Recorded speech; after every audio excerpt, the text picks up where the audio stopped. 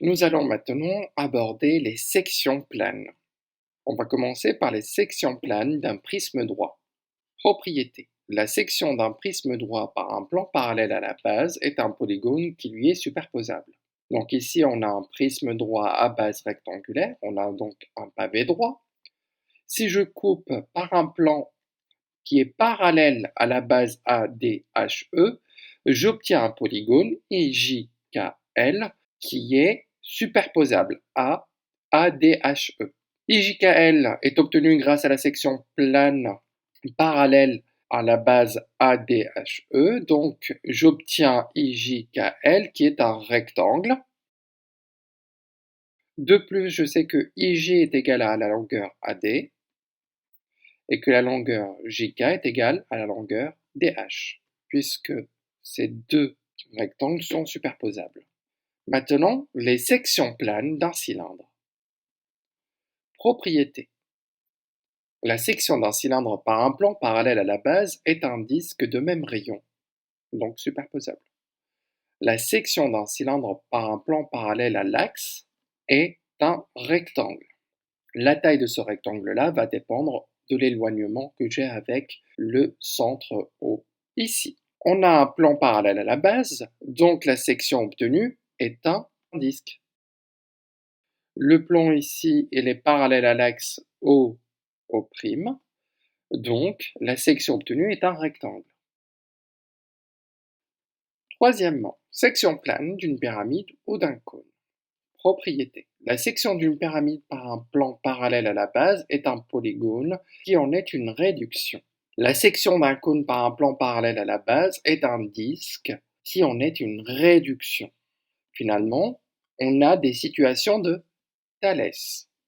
Si on observe bien, on a le plan ici qui est parallèle à la base, ADCB, donc la section obtenue est un carré aussi, car la base est un carré. On peut compléter le rapport. Donc ici, le rapport de réduction, c'est IJ sur AB, qui est la même, qui est égal au rapport JK sur BC, qui est le même que KL sur CD, qui est le même que LI sur DA. On a un rapport de réduction.